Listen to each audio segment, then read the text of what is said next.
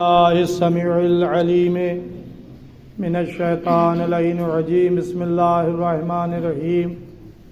الحمد لله رب العالمين والصلاة والسلام على أشرف الأنبياء والمرسلين وخاتم النبيين بالقاسم محمد وعلى اہل بیتہ طیبین الطاہرین المعصومین ولعنۃ اللہ علی اعدائہم اجمعین. اما بعد فقد قال سبحانہ تبارک وتعالی فی قرآن مجید والفرقان الحمید وهو اصدق الصادقین وقولہ الحق. بسم اللہ الرحمن الرحیم. وکل شیء احصیناہ فی امام مبین. صلو علی محمد.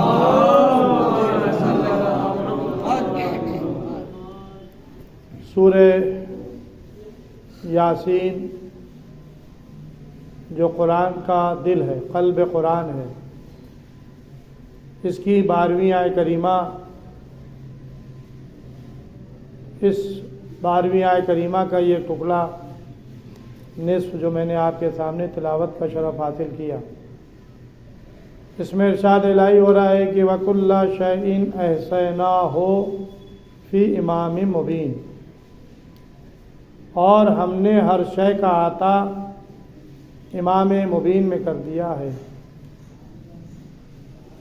یہ آج کے زبان میں احصینا کا ترجمہ جو ہے اگر انگلش میں کیا جائے تو وہ یہ کہ ہم نے ہر شے کو امام مبین میں فیڈ کر دیا ہے. ہمارے نوجوان اس جملے کو زیادہ بہتر طریقے سے سمجھیں گے. فیڈ کر دینا، احاطہ کر دینا. اب یہ فیڈ کون کر رہا ہے اور کس میں کر رہا ہے اور کیا کر رہا ہے؟ یہ 3 چیزیں ہیں. فیڈ کرنے والا اللہ ہے جو ہر شے کا جاننے والا ہے، ہر شے کا خلق کرنے والا ہے. فیڈ کس میں کر رہا ہے؟ امام مبین میں، روشن امام میں. کیا کر رہا ہے؟ وَكُلَّ شَيْءٍ، ہر شے. جب آپ کو کوئی ڈیٹا دیا جاتا ہے کہ اس کو کمپیوٹر میں فیڈ کر دیں تو جتنی ڈیٹا، جتنی فائل آپ کو دی جاتی ہے وہ سب آپ فیڈ کر دیتے ہیں اور کہتے ہیں کہ ہم نے یہ پورا ڈیٹا جو ہے وہ اس کے اندر فیڈ کر دیا ہے.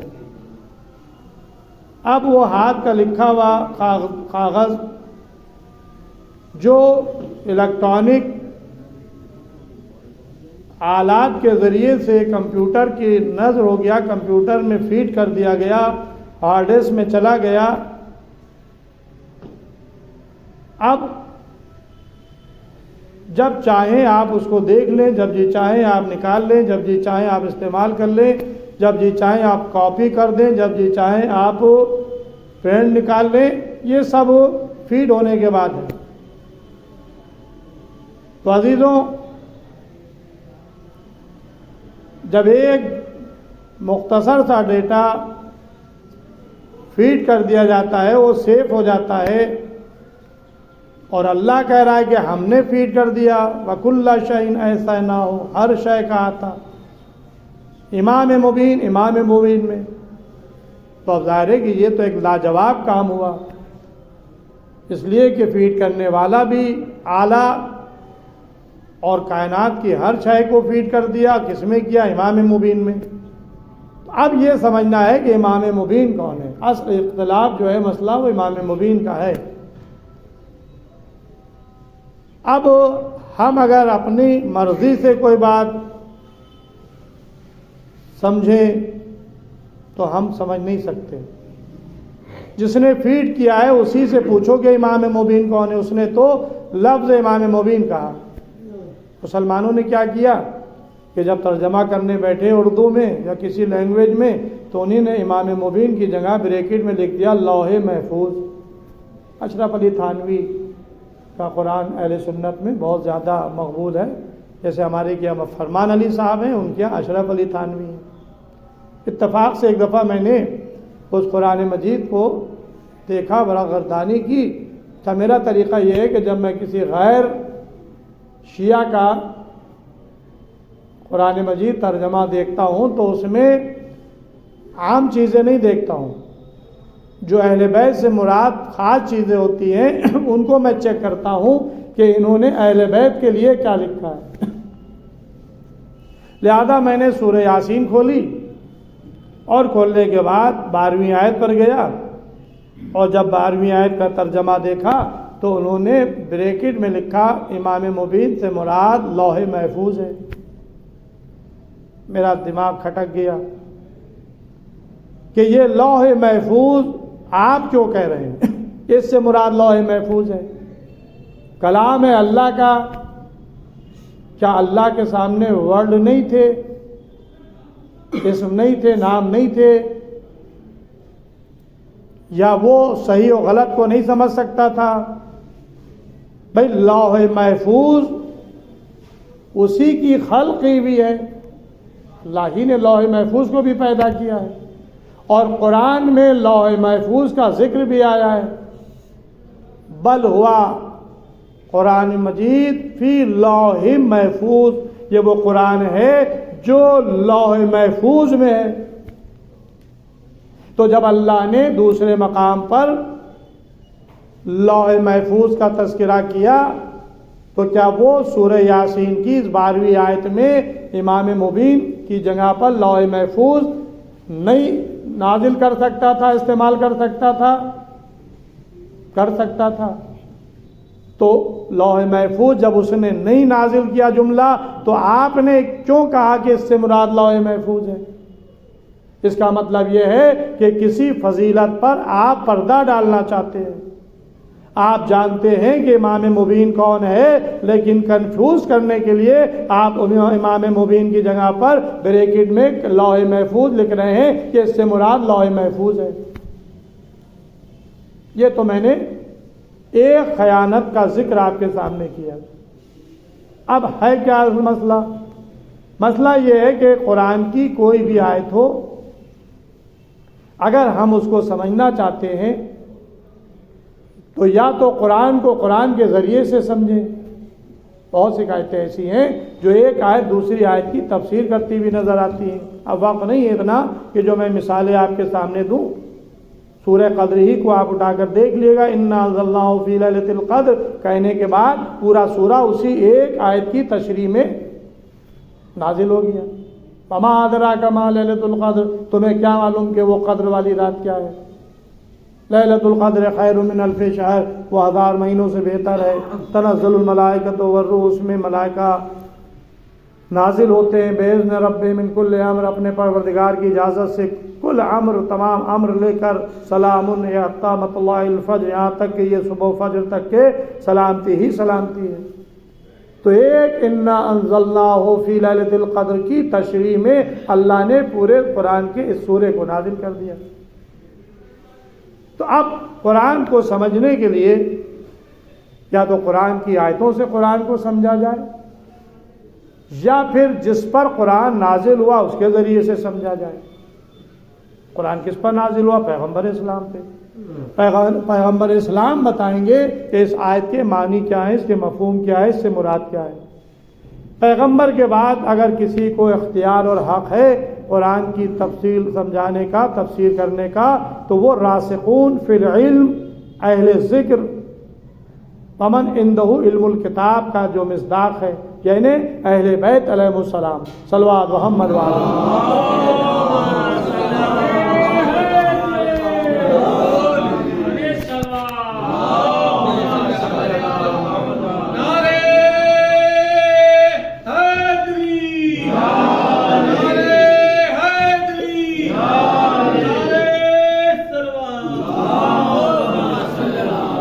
بس عزیزوں، یہ قرآن کے مفسر ہیں اہل بیت۔ رسول کے بعد اگر کوئی قرآن کا مفسر ہے تو وہ آل محمد علیہ السلام ہے۔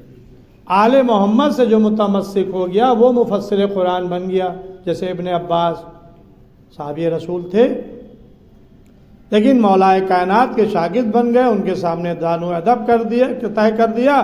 آج ان کو مفسر قرآن کہا جاتا ہے، لیکن مفسر قرآن ہیں، شاگرد کس کے ہیں؟ علی ابن ابی طالب علیہ السلام کے۔ ابن عباس نے یہ کہا، ابن عباس نے یہ کہا، تو ابن عباس نے کس سے سنا؟ ابن عباس نے کس سے سیکھا؟ مولا کائنات سے سیکھا۔ تو بہرحال اس آیت کی تفسیر میں جب پیغمبر اسلام سے سوال کیا گیا تو آپ نے فرمایا اس سے مراد علی ابن ابی طالب علیہ السلام۔ لوگ اس وقت بھی دوسروں کی طرف کھینچا تانی کر رہے تھے، کیسے مراد توریت ہے، کیسے مراد انجیل ہے، کیسے مراد زبور ہے، کیسے مراد قرآن ہے۔ یہ رسول کے سامنے صحابہ رسول مراد لے رہے تھے، سیدھا سیدھا سوال کرتے کہ اس سے مراد کیا ہے، رسول خود بتا دیتے، آپ کو کہنے کی کیا ضرورت تھی کہ اس سے مراد یہ، اس سے رسول سے کے سامنے آپ یہ جسارت کر رہے ہیں۔ رسول سے آپ سیدھا سوال کرتے، یا رسول اللہ یہ آیت جو نازل ہوئی ہے سورہ یاسین میں، اس میں امام مبین جس کے لیے کہا گیا ہے یہ کون ہے؟ بس یہ سوال کرتے، رسول خود جواب دے دیتے۔ نہیں، رسول سے کہا جا رہا ہے یا رسول اللہ کیا امام مبین سے مراد توریت ہے؟ رسول نے کہا نہیں۔ انجیل ہے؟ کہا کہ نہیں۔ زبور ہے؟ کہا کہ نہیں۔ قرآن ہے؟ کہا کہ نہیں۔ اتنی دیر میں مسجد کے دروازے سے مولا کائنات داخل ہوئے، رسول نے فرمایا کہ امام مبین سے مراد علی ابن ابی طالب علیہ السلام ہے۔ عمار یاسر سے روایت ہے، عمار یاسر مولا کائنات کے ساتھ سفر میں ہے، آپ کا گزر ایک وادی النمل سے ہوا، چوٹیوں کی وادی سے، بہت چوٹیاں تھیں وہاں پہ۔ تو انہوں نے کہا اللہ اکبر، بابرکت وہ ذات جو ان چوٹیوں کی تعداد سے واقف ہے۔ تو مولا کائنات نے کہا یہ نہ کہے، بلکہ یہ کہے کہ بابرکت وہ ذات جس نے ان چوٹیوں کو خلق کیا ہے۔ تو ہمارے یاسر نے کہا کہ مولا کیا آپ ان چوٹیوں کی تعداد سے واقف ہیں؟ تو فرمایا ہاں، میں ان چوٹیوں کی تعداد سے بھی واقف ہوں اور یہ بھی جانتا ہوں کہ اس میں نر کتنے ہیں اور مادہ کتنے ہیں۔ اور اس کے بعد آپ نے سورہ یاسین کی یہ 12ویں آیت کریمہ کا ٹکڑا پڑھا، فرمایا کہ کیا تم نے قرآن میں نہیں پڑھا کہ وَكُلَّ شَيْءٍ أَحْصَيْنَاهُ فِي إِمَامٍ مُبِينٍ، اللہ نے ہر شے کا عطا امام مبین میں کر دیا ہے، اور وہ امام مبین میری ذات ہے۔ تو یہ ہے ہمارے آپ کے مولا، جس میں اللہ نے تمام کائنات کی ہر چیز کو فیڈ کر دیا ہے۔ اسی لیے مولا فرماتے تھے سلونی سلونی قبل ان تقبلونی، پوچھ لو مجھ سے جو چاہے پوچھنا ہو قبل اس کے کہ تم مجھے کھو بیٹھو۔ عزیزوں،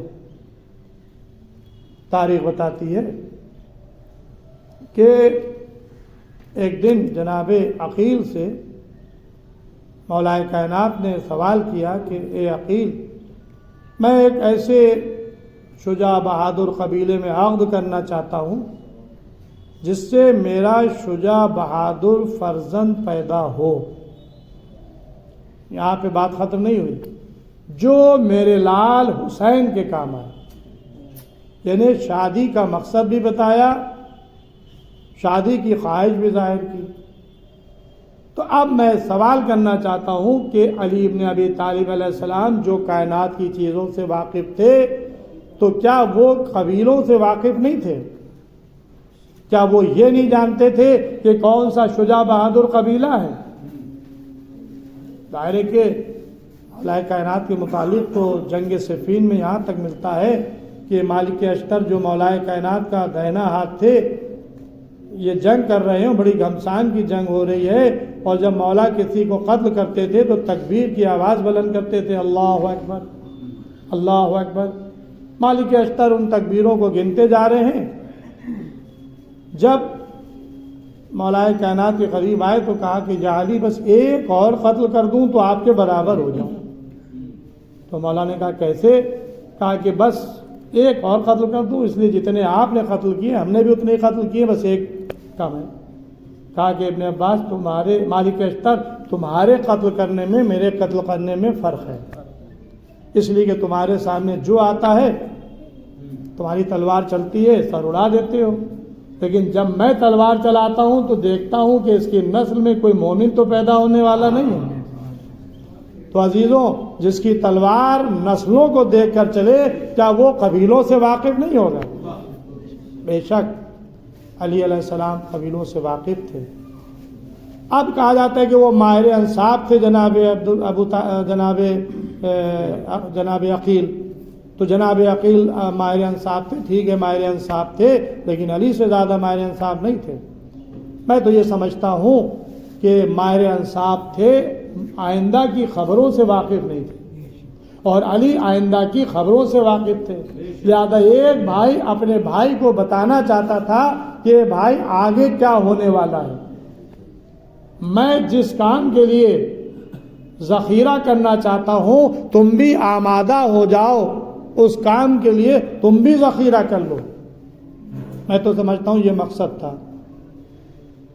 جناب عقیل نے بنی کلابیہ کے قبیلے کا انتخاب کیا، بہادر قبیلہ ہے، شجاع قبیلہ ہے، ان کی بیٹی کے ساتھ آپ وقت کرے، شجاع بہادر قبیلہ ہے۔ مولا علی نے بھی اس کو منظور کر لیا، پیغام گیا۔ ان کا نام بھی فاطمہ تھا، ان کے ساتھ پیغام گیا ہے، جن کو ہم آپ ام البنین کہتے ہیں، 4 بیٹوں کی ماں۔ یہ آپ کا لقب ہے، لیکن آپ کا نام نامی فاطمہ ہے۔ پیغام گیا، منظور ہو گیا، عقد ہو گیا، رخصت ہو کر آ گئی۔ اب آپ ذرا غور کریں کہ یہ آنے والی خاتون، یہ آنے والی بیوی کتنا بلند مقام ہے اور کتنا معرفت اہل بیت رکھتی ہیں۔ تاریخ لکھتی ہے کہ جب یہ آئی ہیں بیاہ کر کے، انہوں نے چوکھٹ کو بوسہ دیا، گھر میں داخل ہوئیں، جانتی تھی کہ اس گھر میں مولا علی کے بچے ہیں جو فاطمہ زہرا کے بطن سے ہیں۔ ان کو بلایا اور ان کے چاروں طرف پھری اور ایک جملہ کہا، بیٹوں بچوں دیکھو میں تمہارے گھر میں آئی ہوں تو کنیز بن کے آئی ہوں، میں تمہاری خادمہ بن کے آئی ہوں، خدمت کرنے کے لیے آئی ہوں، ماں بن کے نہیں آئی ہوں۔ اب ظاہر ہے کہ جس کی ماں کا مرتبہ یہ ہو کہ جو حسنین کی اپنے کو کنیز کہہ رہی ہوں، جناب زینب ام کلثوم کی کنیز کہہ رہی ہوں، پھر اس کی گود میں پروان چڑھنے والا بچہ اور اس کے شیر، اس کے دودھ پینے والے بچے کی کیا کیفیت ہوگی۔ عباس اسی ام البنین کے بیٹے کا نام ہے، جس نے زندگی میں کبھی حسین کو بھائی نہیں کہا، ہمیشہ آقا کہتے رہے۔ آج انہی کی یاد میں یہ مجلس کا انعقاد کیا گیا ہے، چند جملے پڑھنا ہے۔ جناب ام البنین کربلا میں 4 بیٹے حسین علیہ السلام کے کام آئے۔ جناب عباس علیہ السلام سے پہلے 3 ان کے بھائی شہید ہوئے، 2 خود ان کے بیٹے شہید ہوئے، 2 یا 3 تاریخ میں ہے کہ ان کے نام بھی ہیں۔ آپ کے بیٹوں کا نام فضل تھا، جس کی وجہ سے آپ کو ابو الفضل عباس کہا گیا، آپ کی کنیت ہے، اس لیے کہ جناب عباس علیہ السلام کو مرنے کی اجازت کہاں مل رہی تھی۔ تو ام البنین کے بیٹے کربلا میں شہید ہوئے، درجہ شہادت پر فائز ہوئے۔ بعد میں انہوں نے، آپ ذرا غور کریں کہ انہی نے صف ماتم بچھائی ہے مدینے میں، اور خصوصاً وہ حجرہ جو مولا کائنات نے سیدہ کے لیے بنایا تھا، جسے بیت الحزن کہا جاتا ہے، وہاں جناب ام البنین بھی جاتی تھیں اور جا کر قبروں کے نشان بناتی تھی، اپنے 4 بیٹوں کے نام لکھتی تھی اور ایک قبر پہ حسین کا نام لکھتی تھی، اور ایک ایک سے مخاطب ہو کر کہتی تھی، بیٹا میں تم پر نہیں روں گی، تمہاری ماں زندہ ہے، تم پر نہیں روں گی، تمہاری ماں زندہ ہے۔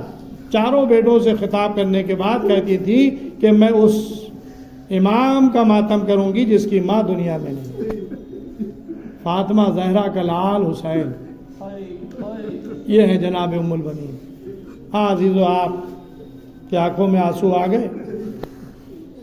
مادر ابو الفضل عباس کا پرسہ آپ ان کی بیٹے کی بارگاہ ابوالفضل عباس کی بارگاہ میں پیش کرنے کے لیے جمع ہوئے ہیں، تو میں چاہتا ہوں کہ ام البنین کو ان کے لال کا ذکر کر دوں۔ اے ام البنین، جب تک کہ آپ کا بیٹا عباس زندہ رہا، فاطمہ زہرا کے لال پر آنچ نہیں آئی۔ یہ تو بار بار آتا تھا، آقا مرنے کی اجازت دے، لیکن حسین اجازت نہیں دیتے تھے۔ اے عباس، تم تو میرے لشکر کے علمدار ہو، اے عباس تم تو میرے لشکر کے علمدار ہو، یہ کہہ کر حسین عباس کو روک دیتے تھے۔ لیکن جب لشکر دھیرے دھیرے قتل ہو گیا، علی اکبر کا جنازہ بھی آ گیا، ہاں عزیز و قاسم کی پامال لاش بھی آ گئی، اون و محمد کے لاشیں بھی آ گئے، عباس کے بھائیوں کے جنازے بھی آ گئے، عباس کے بیٹوں کی میتیں بھی آ گئیں۔ پھر یہ آقا کی خدمت میں ہاتھ جوڑے کھڑا ہوا ہے، آقا اب تو مرنے کی اجازت دے دے۔ ارے اب وہ لشکر کہاں ہے جس کا میں علمدار ہوں؟ ابھی بھائیوں میں ایک بات ہو رہی تھی کہ ایک مرتبہ خیمے سے بچوں کی الاتش کی صدائیں بنی۔ اے بھیا، اگر تم نے میدان میں جانے کا ارادہ کر لیا تو پہلے ان بچوں کے لیے پانی کی سبیل کر دو۔ عباس کی ذمہ داری اور بڑھ گئی، سونپ دی گئی۔ لڑنے کی اجازت نہیں دی جا رہی ہے، میدان جنگ میں جا کر تلوار چلانے کی اجازت نہیں ہے، پانی بچوں کے لیے پانی کی سبیل کر دو۔ جناب عباس نے سر جھکا لیا۔ مطیع للہ ولرسول، یہ اللہ اور رسول کا مطیع ہے، یہ عبد صالح ہے۔ خیمے میں آئے، عزیزوں سکینہ سے مشیدہ مانگا، چچا مشیدہ کیا کرے گا؟ بیٹی میں تمہارے لیے پانی لینے جا رہا ہوں، سقا بن کے جا رہا ہوں۔ جناب زینب نے سنا، ہاں عزیزوں ظاہر ہے کہ علی کی بیٹی تھی، قریب آئی ہیں، بھیا عباس اب تم بھی جا رہے ہو؟ خدا حافظ، میں روکوں گی نہیں، بس ایک خبر سنتے جاؤ۔ وہ خبر کیا ہے؟ میں چھوٹی تھی، کم سن تھی، میں اپنے بابا کے گود میں بیٹھی ہوئی تھی، میرے بازوؤں سے چادر ہٹ گئی، میرا بابا میرے بازوؤں کے بوسے لینے لگا۔ میں نے کہا بابا یہ کیا کر رہے ہیں؟ کہا کہ بیٹی زینب ایک وقت آئے گا جب تمہارے اس بازوؤں میں رسن باندھی جائے گی۔ اے بھیا، اگر کسی کی ایک بہن ایک بھائی ہو تو مجال نہیں ہے کہ اس کی طرف کوئی نگاہ اٹھا کر دیکھے۔ ارے ہمارے تو 18 بنی ہاشم، تمہارا جیسا بھائی عباس، اب مجھے یقین ہو گیا تم بھی جا رہے ہو کہ زینب کے بازو میں رسن بندھنے کا وقت قریب آ گیا۔ خدا حافظ۔ بہن نے بھائی کو رخصت کیا، عباس میدان میں آئے۔ آپ کے روب و جلال کا عالم یہ تھا کہ فوج کائی کی طرح سے ہٹی، ہاتھ میں نیزہ تھا، ہاتھ میں علم تھا، مشکیزہ بندھا ہوا تھا۔ سیدھے آپ نے دریا کا رخ کیا، گھوڑا دریا میں ڈال دیا، مشک سکینہ کو بھرا، چلو میں پانی لیا، پھینک دیا۔ یہی وہ پانی ہے جس کو ہمارے لیے بند کیا گیا تھا۔ دیکھو آج عباس کا قبضہ دریا پر ہے، لیکن یہ عباس پانی اپنے دہن سے نہیں لگائے گا، اس لیے کہ حسین کے چھوٹے چھوٹے بچے پیاسے ہیں، سکینہ سے وعدہ کر کے آئے ہیں۔ عباس دریا سے پیاسے نکل آئے، عباس کا گھوڑا بھی پیاسا نکل آیا، فرات سے نکلے، خیمے کا رخ کیا، کوشش تھی کہ یہ پانی خیمے تک پہنچ جائے۔ ایک ملعون نے درخت کی آڑ سے چھپ کر دہنے ہاتھ پر وار کیا، دہنا ہاتھ کٹ کے گرا، علم کو بائیں ہاتھ سے سنبھال لیا۔ تھوڑی دور آگے بڑھے، بائیں ہاتھ پر بھی حملہ ہوا، علم زمین کی طرف جھکا۔ مشق سکینہ کے تسمے کو دانتوں سے دبا لیا، آگے بڑھ رہے ہیں۔ ایک مرتبہ تیر سنسناتا ہوا آیا، مشق سکینہ چھدی، پانی بہا، عباس کی آس ٹوٹ گئی۔ اب خیمے میں جا کر کیا کریں؟ سکینہ سے پانی کا وعدہ کر کے آئے تھے، پانی بہہ گیا، اپنا رخ گھوڑے کا خیمے سے پھر میدان کی طرف موڑ گیا۔ بس عزیزوں، سنسناتے ہوئے تیر آ رہے ہیں، ایک تیر عباس کی آنکھ میں لگا۔ عباس کیا کریں؟ آنکھ سے تیر کو چوکا نکالے۔ ام البنین کا لال جھکا، دونوں پیروں کے درمیان تیر کو دبایا، چاہتے تھے کہ جھٹکا دے کے تیر کو نکالے، ایک ملعون نے سر پر آہنی گرد مارا۔ عباس کا سر شگافتہ ہو گیا، گھوڑے پر حملہ نہ گیا، گھوڑے سے زمین پر آئے۔ بس عزیزوں، آواز دی یا آقا ہو ادرکنی، اے آقا مدد کے لیے آئیے۔ حسین کمر کو تھامے ہوئے چلے، لاش عباس پہ آئے، سر زانو پر لے لیا۔ کہ عباس کوئی وصیت ہو تو بیان کرو۔ آقا ایک خواہش ہے، ایک وصیت ہے، وصیت یہ کہ میری لاش خیمے میں نہ لے جائیے، سکینہ سے مجھے شرم آتی ہے، پانی کا وعدہ کر دیا۔ خواہش یہ ہے کہ ایک مرتبہ آپ کے چہرے کی زیارت کر لوں۔ پھر آنکھ میں تیر لگا ہوا ہے، ایک آنکھ میں سر کا خون جمع ہوا ہے۔ امام نے سر آنکھ سے خون کو صاف کیا، عباس نے حسین کے چہرے کو دیکھا۔ یہ وہ عباس جب پیدا ہوا تھا تو سب سے پہلے حسین کا چہرہ دیکھا تھا، اب دنیا سے جا رہا ہے تو سب کے آخر میں بھی حسین کے چہرے کی زیارت کر کے جا رہا ہے۔ بس عزیزوں، مجلس تمام ہو گئی۔ حسین کہتے ہیں عباس، جب سے تم نے ہوش سنبھالا کبھی مجھے بھائی نہیں کہا، ایک مرتبہ مجھے بھائی کہہ لو۔ عجب نہیں ام البنین کی تعلیم یاد آ گئی ہو کہ ماں نے کہا تھا کہ اے بیٹا عباس، کبھی حسین کو اپنا بھائی نہ کہنا، ہمیشہ آقا کہنا اور خود کو غلام سمجھنا۔ عجب نہیں کہا ہو کہ آقا، ارے میرے ماں سے وعدہ تھا، مدینے کا رخ کیا ہو، اے اماں آج آپ کا بیٹا حکم امام سے امام کو یا آخی کہنے جا رہا ہے۔ عباس کی زبان پر یہ آخی آیا، روح گلشن جنت کو پرواز کر گئی۔ حسین نے لاش زمین پر رکھی، کمر کو تھامے ہوئے فرما رہے تھے، الان انکسر ظہری وقیل تھیرتی، اے عباس تمہارے مرنے سے حسین کی کمر ٹوٹ گئی، راہو چاروں تدبیر مسدود ہو گئی۔ اب وہ آنکھیں جو راتوں کو جاگتی تھی سویا کریں گی، اور جو راتوں کو سوتی تھی وہ جاگا کریں گی۔ علم اٹھایا، لے کر خیمے کی طرف چلے۔ بس عزیز و آخری منظر، ادھر جناب سکینہ چھوٹے چھوٹے بچوں کو لیے ہوئے درے خیمہ پر انتظار میں کھڑی ہوئی۔ میرا چچا وعدہ کر کے گیا، میرا چچا پانی لے کر آئے گا۔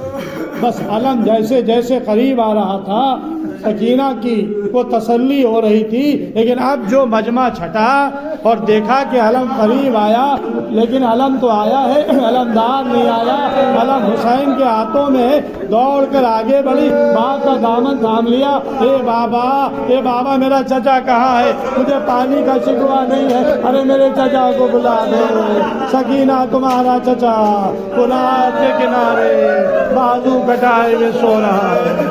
انا للہ و انا الیہ راجعون۔